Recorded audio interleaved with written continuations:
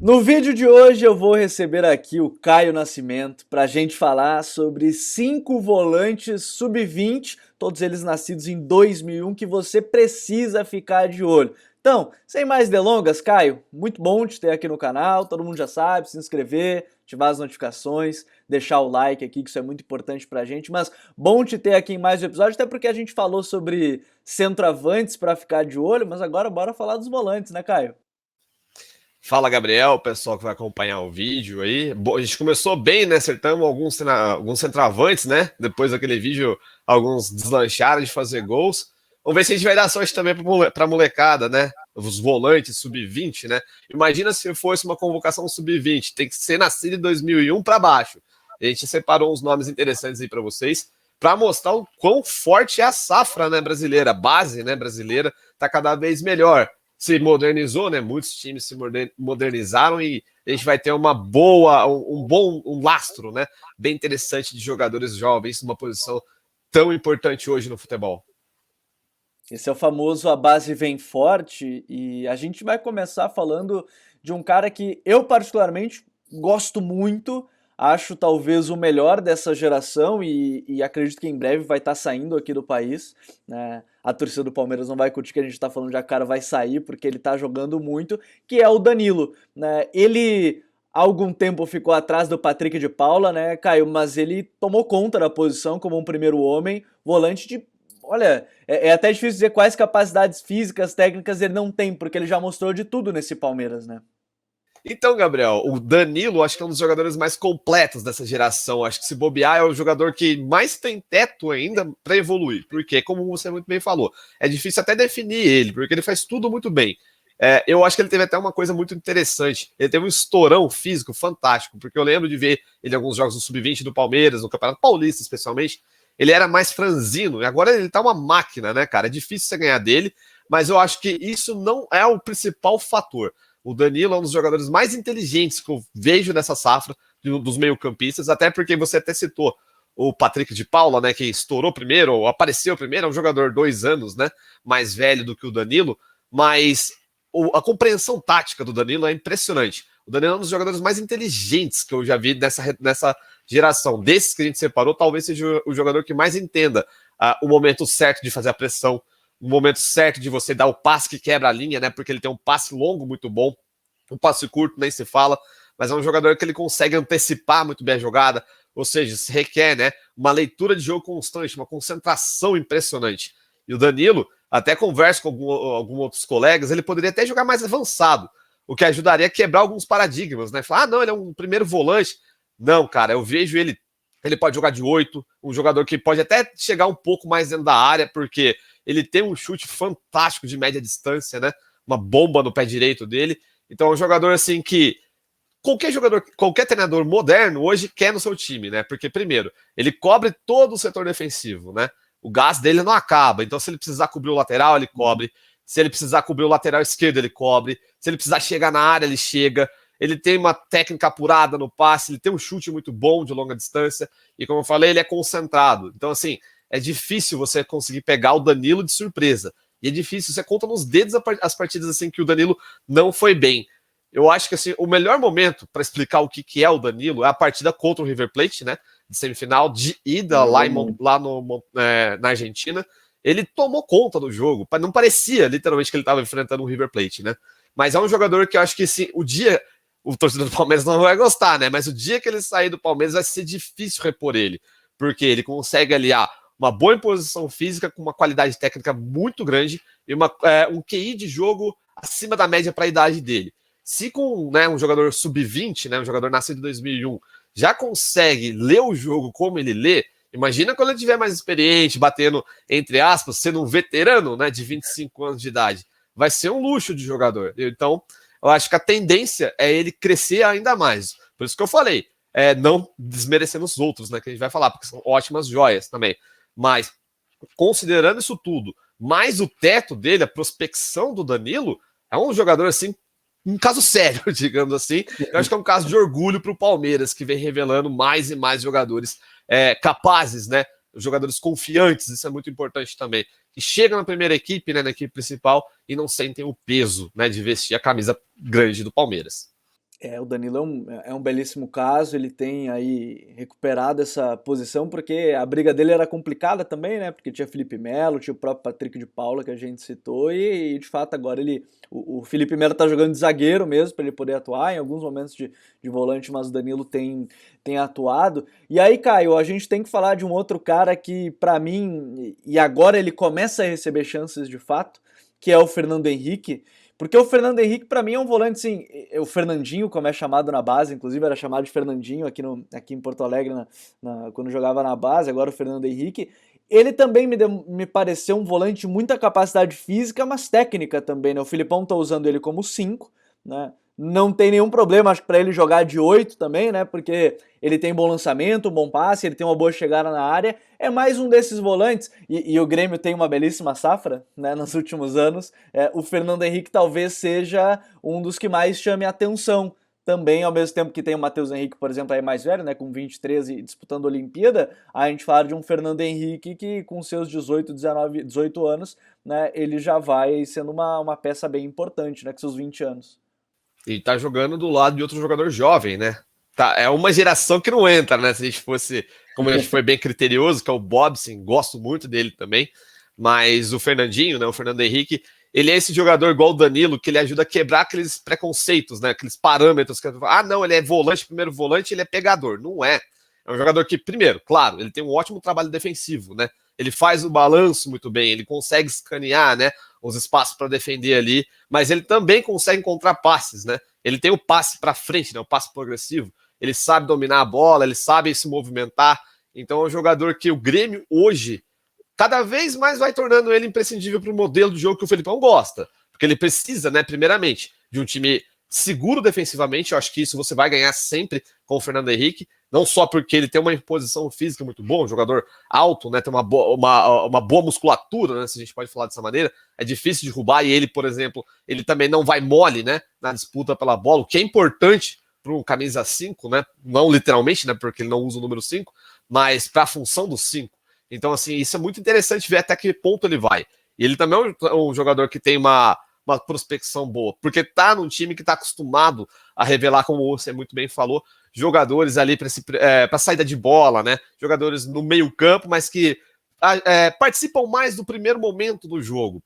Então, se ele precisar jogar de 8, beleza, acho que funciona. Mas acho que também isso depende muito de quem vai fazer a parceria com ele ali, né? Eu acho que nesse primeiro momento, o Grenal que ele fez, por exemplo, ele aliou muito tempo ali com o Bobson, né? Então acho que isso daí ajuda bastante, que são jogadores que com a bola no pé se resolvem também.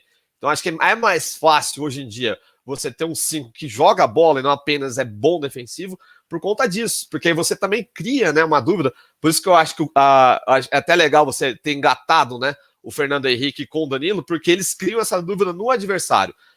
No primeiro momento você imagina, pô, ele vai ser o primeiro volante, mas o cara cria, o cara tem habilidade para isso. Então ele já quebra assim o seu raciocínio, né? A pressão adversária, porque eles conseguem escapar, né, da pressão do adversário, na primeira pressão do adversário, que geralmente é o atacante ou o meio-campista que faz.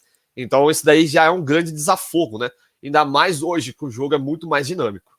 E são dois jogadores que trazem essa dinâmica, tanto o Danilo quanto o Fernando Henrique, e de fato, é claro que ele tá ganhando chance agora, porque imagina o Filipão, a gente até falei num outro vídeo sobre o Filipão, o Thiago Santos, ele perdeu o Thiago Santos, mas não dá para descartar o Fernando Henrique sendo titular, ainda mais com o período do Matheus Henrique de novo, na seleção olímpica, ele podendo ganhar oportunidades. Aí a gente tem um terceiro nome, o Caio, que ele não conseguiu jogar muito no Cruzeiro e acabou saindo relativamente cedo, né, pelos problemas financeiros do clube, que é o Jadson, né, e aí ele foi a caminho do clube que mais contrata jovens no país, né, contratou mais recentemente o Bruno Praxedes, tinha o Eric Ramírez, tem aí, enfim, uma gama de jogadores jovens, e o Jadson chega para uma posição que também não é uma briga fácil, né, tanto é que ele não está jogando tanto, que é com o Raul, né, lá no Bragantino, e em alguns momentos até o Hiller jogando, e o Jadson ele sofre desse mal, entre aspas, de ter uma disputa mais complicada.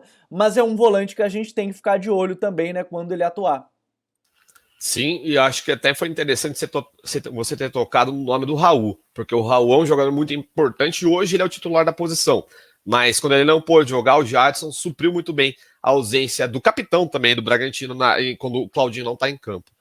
Eu acho interessante porque ele caiu no time certo. Uma pena pro Cruzeiro que, infelizmente, né, os torcedores são vítimas dessa circunstância, mas é um jogador que eu acho que também é outro cara, é o volante, mas ele sabe o que faz com a bola. Ele tem grandes qualidades defensivas, fecha muito bem o espaço, acompanha muito bem. Se tiver que fazer marcação homem a homem, ele faz, porque ele aguenta, né, a pressão do jogo, ele tem uma resistência muito boa. Mas se você precisar de um passe rápido, que ele se envolva, por exemplo, em triangulações, ele consegue. Ele não, entre aspas, ele não tem medo da bola, né? A bola vem nele, ele sabe o que tem que fazer. E ele tá num time em que ele vai sempre tocar na bola, que ele vai sempre participar, né, de rondos dentro de campo, que é com o Barbieri, ele é um mestre nesse tipo de jogada. E ele também ajuda muito na pressão. Hoje o Bragantino é um dos times que pressiona melhor, né, no futebol brasileiro. Tem uma pressão muito coordenada, né? Então isso daí faz a diferença. E o Jadson é um jogador que, num primeiro momento, ele começou devagar, mas agora eu acho que, sim, se o Raul, por exemplo, que é um jogador, como eu falei, titular da posição, já é um pouco mais experiente, é novo, né? Mas é mais experiente em relação ao Jadson, der uma vacilada, o Jadson pega a posição dele. E é muito legal a configuração. Acho que uma coisa que deu muito certo, especialmente do Jadson, é jogar com o Praxedes. A gente estava falando de parceria agora há pouco, né? Do Fernandinho com o Bobson. O Praxedes é esse tipo de meio campista. Ele se envolve muito bem com a bola, mas ele sem a bola também é muito bom, ele se movimenta, ele pressiona. Então, se você ter essa dupla dinâmica, ou até a formação de 3, né, que geralmente usa o Bragantino, com outro meio campista que ajude também na triangulação e na pressão, é muito forte, porque aí o time ele fica veloz nas duas maneiras de jogar, tanto para atacar quanto para defender. Então, assim, para sair da defesa, né, e para o setor de ataque, é um pique, porque você tem esses jogadores que fazem a bola rodar com facilidade. E jogadores que sem a bola também se envolvem muito bem no jogo. Esse é o caso do Jadson, né? Você citou o Ramires, é um jogador que também tá com 21 anos, mas ele é 2000, né? Então ele faz 21 no final do ano. Eu queria ter colocado ele, mas eu acho impressionante, por exemplo, quando jogou o Jadson, o Ramires e o Praxedes, eu acho que foi a melhor versão de meio campo do Bragantino, na minha opinião. Por quê? Não só porque são jogadores muito rápidos, né? E com raciocínio muito rápido. É um time também que trata muito bem a bola, ou seja, não tem, entre aspas, um brucutu ali, né? Ele não vai ter um que vai ficar, meu Deus, o que eu faço agora? Ou, literalmente, a gente estava falando da imprevisibilidade dos dois primeiros. O Jadson também dá nessa, é um jogador seguro, mas se a bola vier, ele sabe o que resolver. Ele sabe para onde que ele vai ter que dar, ou qual jogador ele vai ter que cobrir. Então, assim, é importante. O projeto do Bragantino já era estimulante antes, agora, né, que tá todo mundo encaixadinho, fica mais interessante de ver. E a gente consegue perceber alguns desses conceitos, justamente nas contratações. E isso é um tema fantástico, que é essa questão do Bragantino. É só falar desse meio campo que o Caio citou, né? Pô, se você colocar Jadson, o Praxedes e o Eric Ramírez, é um meio campo de 19 anos a média, né? 19, no máximo 20 anos, então é um meio campo muito jovem. E aí tem outro jogador, pra gente seguir falando dessas jovens promessas, volantes sub-20, né, nascidos em 2001. E se você não deu o seu like aqui no vídeo, aproveita esse momento para fazer isso, para deixar o teu like, se inscrever aqui no canal, ativar as notificações, Caio. Tem um que eu acho que hoje talvez, por viver no meio do turbilhão que é o Flamengo para o bem e para o mal, ele sofre às vezes pressões acima do que é o conveniente para um jogador tão jovem, ao mesmo tempo que a gente fala de um garoto que tem demonstrado quando era chamado, que é o João Gomes, né? Porque o João Gomes agora aparentemente vai ser reserva porque o William Arão vai voltar a ser volante com o Renato, mas ele não deixa de ser uma boa opção, né? O João Gomes, ele é um jogador de bastante potencial, né, Caio? Olha, o Gabriel, o João Gomes é um dos meus jogadores favoritos na posição. Gosto muito dele. Porque, primeiro, ele é um jogador de extrema personalidade, tá? Talvez ele não seja melhor do que esses 3 primeiros que a gente acabou de falar. Mas eu acho que em termos de... não só em termos de personalidade, mas, assim, de vontade mesmo, assim, de dinâmica pro jogo, talvez ele seja o jogador mais pilhado no bom sentido. É um jogador que ele pressiona, não tá nem aí se é jogo de Libertadores. A partida dele contra o Defensa e Justiça foi gigantesca. Eu acho que o segundo tempo do Flamengo foi horrível, mas com o João Gomes o time ficou tranquilo. A bola que vinha para ele disputar, ele ganhava todas, o Gabriel. É impressionante, ele tá inteiro em todas. E até se ele tiver que dar aquela porradinha, né? Aquela porrada certa que a gente costuma falar, ele sabe fazer. Então é um jogador muito malandro no bom sentido, isso é muito bom para um volante, especialmente para um volante que tem essa primordial característica de ser um bom pressionador, de ser um bom ladrão de bolas. Ele rouba muito bem, ele intercepta muito bem, ele tem um posicionamento muito bom. Eu acho que talvez até por ter esses encargos, né, esses primeiros encargos dentro do jogo, não apareça tanto o fato dele também chegar muito bem no setor ofensivo. Se ele tiver oportunidade, ele encontra o espaço. Então, assim, ele consegue chegar na área e finalizar. Já fez gol, né, no Campeonato Carioca dessa maneira, um jogador que, se ele chegar, ele tem o pique, ele aguenta. Outra coisa muito boa, o gás dele não acaba, ele consegue correr o jogo inteiro. Talvez seja a idade, né, 2001, né, jogador que completou recentemente 20 anos, mas é um jogador que, mesmo tão jovem, mostra uma compreensão de jogo muito boa, tem uma personalidade muito forte, e isso é muito bom. Ainda mais se tratando de Flamengo, como você citou, um time que vai ter sempre pressão, é um time que hoje, né, pode contratar mais jogadores qualificados do que os seus rivais, então sempre vai ter aquela questão, né, sempre vai ter um medalhão para roubar espaço do garoto vindo da base, mas o João parece que não tá nem aí. As chances que ele tem parece final de Copa do Mundo, e são poucas as vezes que ele erra, porque ele tem essa facilidade, ele escolhe muito bem as batalhas dele, se a gente pode falar dessa maneira, dentro de campo, e quase nunca erra. Isso é muito legal e eu tô louco para ver o desenvolvimento dele. É um dos jogadores assim mais excitantes, se a gente pode falar dessa maneira, nessa função. Se você quer esse primeiro volante, que ele não vai largar carne, você tem o João Gomes, mas você quer também uma surpresinha, o João Gomes te dá esse artifício. É um jogador que muito treinador brasileiro gosta, e é um jogador que tem muito espaço na Europa também, visando justamente por ser esse cara que nunca para, né?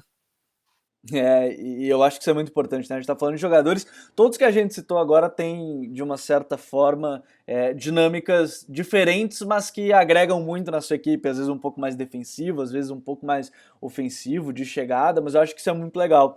E aí quando a gente fala desse último, o quinto homem nessa lista de volantes sub-20, a gente fala de um volante, esse já tá mais afirmado, né, do que todos os outros que a gente citou. Ele é o, de fato, que é titular da sua equipe, que é o Martinelli, no Fluminense, né, Caio? Ele sim, bem mais afirmado que os outros, jogando, sendo importante com o Roger, e enfim, também me parece ter um bom potencial aí a curto, médio prazo, e aí a gente tá vendo tanto jogador saindo das Laranjeiras, né, e uma equipe tão jovem, na verdade, eu acho que a gente tem que frisar isso, o Martinelli é mais um desses garotos de Xerém. Xerém tem sempre quando a geração é ímpar, você já pode ficar curioso, né? É A interessante. água é boa lá, né, Caio? 2001, a água, né? 2001, 2003, 2005, essas gerações de Xerém são fantásticas. Esse time de 2001, por exemplo, Martinelli era uma das principais promessas, né? Tanto é que foi longe na Copa do Brasil com o Fluminense, e é um jogador que ele tá habituado a jogar jogo grande na base.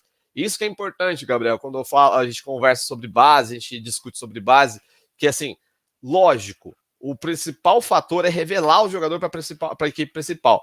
Mas, se ela competir, é melhor. Porque, nesses casos, por exemplo, do Martinelli, por já ter decidido o jogo grande na base, ele sobe com confiança. Então, um jogador jovem com confiança faz o que o Martinelli fez, tomou de assalto a posição. Hoje a posição é dele. Ninguém no time titular, nenhum até jogador mais velho do que o Martinelli rouba a bola dele. Você imagina hoje o Martinelli fora do Fluminense, por opção técnica? Você não imagina. Porque não só pela opção técnica, qualidade técnica dele, mas é um jogador que ele entende muito bem o jogo, um jogador que está sempre ligado, um jogador que tem o primeiro toque muito bom, né? Ele se livra da pressão adversária muito bem. Claro, ele também faz bem a parte defensiva, mas eu acho que o fato dele ser talentoso com a bola nos pés faz com que o time do Fluminense ele tenha esse. Ele faz o Fluminense andar. Vamos deixar mais fácil, né, de entender. Porque ele domina muito bem, já sabe onde tem que tocar, ele tem um passe muito bom, ele tem uma visão de jogo interessante. Se ele precisar jogar um pouco mais recuado, ele joga. Se ele precisar fazer a saída, ele faz. Então é um jogador que, por ter feito a trajetória muito bem na base de Xerém, na base do Fluminense, ele chega numa equipe principal sem medo algum. Se ele estiver fisicamente bem, eu acho que é um jogador que também a gente imagina jogando no futebol europeu. Porque é um jogador, primeiro, moderno, um jogador que ele entende muito bem os espaços, ele sabe se portar com a bola no pé, ele sabe lançar, ele sabe defender. Então é um jogador diferente. É um jogador nascido em 2001, né? Não parece, mas ele se porta como se fosse um jogador profissional há muito tempo. Isso é interessante. O Martinelli é o mais afirmado desses nomes que a gente citou por aqui. E Caio, eu sei que a gente prometeu 5, mas para quem está acompanhando o vídeo até o final, a gente sempre deixa uns bônus, né? Então, quem vê até o final os vídeos pode acompanhar mais jogadores. Queria que você deixasse aí pelo menos uma palhinha pra gente, outros dois nomes que você separou, que eu acho que são bem legais, que são o Matias Galarça, do Vasco, e o próprio André Trindade, que também é do Flu, que são dois jogadores jovens, o Galarça recebendo mais oportunidades no Vasco, né? O André ainda tem essa concorrência, a gente acabou de falar do Martinelli, mas para quem acompanha até o final, fica essa dica de dois jogadores bônus na nossa lista. Interessante, vamos continuar no Fluminense, né? Porque o André Trindade, ele supriu a ausência, né? Do Martinelli em alguns momentos na equipe do Roger, e ele quase saiu emprestado, né? Do Fluminense para outra equipe.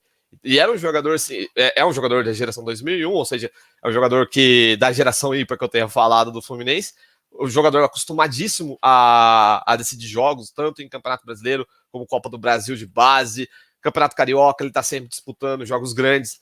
Então é um jogador que ele tá feito à pressão. É um jogador que, por exemplo, entrou num clássico, né? Simplesmente num Fla-Flu e decidiu. Então, assim, é um jogador que tem chegada, como ele mostrou, né? No lance do gol, contra o Flamengo jogando aqui em São Paulo, né? Curioso isso. Mas é um jogador que também ele pode ajudar na saída de bola. É um jogador que tem um passe muito bom, tem um drible muito bom. É um jogador que ele conduz muito bem a bola, ele tem um domínio muito bom. Pode ser um pouco melhor, né, sem a bola, pode ser um pouco mais agressivo no bom sentido, sem a bola, na hora de retomar, na hora de desarmar, mas é um jogador muito técnico, né, mais um jogador técnico no Fluminense, né, se você quiser ir mais para trás, ainda tem no Aspirantes o Wallace, né, que é um meio campista de mão cheia, então assim, quem é torcedor do Fluminense deve ter muito orgulho da sua categoria de base. E o Galarça, eu acho que ele deu um salto que eu não esperava, não porque eu não achava que ele tinha qualidade, mas justamente porque o Vasco também revela muitos bons volantes, muito bons meias, né? 5 e 8 especialmente. Tem o Andrei no time principal, mas também tem o Andrei, né? Outro Andrei na base, que eu achava que ia ter chances antes, até do próprio Galarça, mesmo sendo mais jovem. O Bruno Gomes, infelizmente, não tá numa fase muito boa, mas é um jogador que sempre teve renome. E o Galarça, ele veio, né, pro Vasco depois do Sul-Americano, sub-17, não, sub-20, muito bom pelo Paraguai. Não jogou todas, mas ele jogou 2 partidas saindo do banco e mostrou um bom desenvolvimento. Isso daí é interessante, né? Saiu do Cerro para ir para o Vasco, ou seja, um time grande no Paraguai para ir para um time gigante no Brasil. Claro, o futebol brasileiro é sempre mais competitivo por conta da estrutura, por conta do momento também. E ele não sentiu essa pressão. A caminhada, por exemplo, do Vasco na Copa do Brasil foi muito boa graças ao Galarça. Por quê? É um cara que é muito agressivo no bom sentido sem a bola, ele sempre está em cima do adversário, rouba muitas bolas e sai progressão, né? Ele parte muito bem. Ele continua a jogada a favor do Vasco. Então, se for uma jogada de contra-ataque, o Galarça ele estava em cima do cara, roubava a bola e dava. Tem um bom chute de longa distância, já fez golaço, né? Inclusive com a camisa do Vasco no começo da temporada, em chute de longa distância. É um jogador que ele vai ter altos e baixos, acho que ele está oscilando nesse momento, mas eu acho que é muito por conta também do momento do Vasco, né? Um time que oscila bastante. Felizmente agora, eu imagino, né, que o Lisca tá chegando agora, mas se ele não mexer muito, né, nessa última formação de meio campo do Vasco, ajuda muito o Galarça, porque o MT é um grande reforço para esse meio de campo, né? O Cabo escalava ele às vezes de lateral, não fazia sentido isso, mas se você bota o MT mais próximo da área, é melhor, então, um jogador que tem essa qualidade no passe, então o Galarça não fica tão ocupado, tendo que também defender e atacar ao mesmo tempo. Então, assim, se você fizer uma estruturação melhor de meio campo, ajuda um jovem valor como o Galarça, que é 2001, jogador paraguaio. Eu gosto muito de ver esses casos, Gabriel, porque não é fácil a adaptação, né? Assim, se você acompanha futebol de base, você vê que hoje em dia tem muitos jogadores estrangeiros atuando na base brasileira. E a pressão do clube, né? A gente tem que colocar. A pressão do Vasco hoje é muito grande, né, Caio? Sim, com certeza. Exato, até pelo momento. Por isso que eu também achava que ele não ia fazer essa transição para o profissional, né, para a equipe principal tão rápido. No caso, faz sentido porque ele foi muito bem nesse último ano de sub-20 pelo Vasco. Mas, assim, é mais difícil ainda porque ele se trata de um jogador que está se adequando a uma cultura nova, está se adequando a uma pressão muito grande porque está no gigante do futebol brasileiro. Nem todo jogador consegue. Vou dar um exemplo rápido. O Hugo Quintana, né, um jogador 2000, né, que o Palmeiras trouxe e ficou emprestado no Palmeiras, não conseguiu se manter aqui no Brasil, voltou para o Olímpia. Era um time grande no Paraguai, veio para um time muito grande no Brasil, não conseguiu, né, dar esse prosseguimento, acabou não ficando. Voltou para o Paraguai, onde ele é titular. O Galarça não, ele poderia ter feito isso igual um jogador rival, tecnicamente, né, dele no Paraguai. E conseguiu manter essa pegada. E a gente torce muito para esse tipo de situação, porque é muito bom não só, né, claro, para o futebol brasileiro, mas muito pelo intercâmbio, né, de ideias no futebol sul-americano. Bom, a gente falou 7 nomes, a gente prometeu 5. Quem acompanha até o final viu 7 nomes de jogadores sub-20 volantes, nascidos até 2001, que você tem que ficar de olho nessa temporada, alguns já mais afirmados, outros ainda buscando o seu momento, o seu espaço. Caio, grande abraço, volte sempre aqui. Eu que agradeço, espero que tenha ficado legal aí, o pessoal goste. Até mais! Não esqueçam de deixar o teu like, se inscrever no canal, ativar todas as notificações. Se você tem sugestão de conteúdo pra gente por aqui, ou jovens que vocês gostariam de saber mais, deixa aqui nos comentários, participe com a gente, porque isso é muito importante para todos nós. Um grande abraço a todos.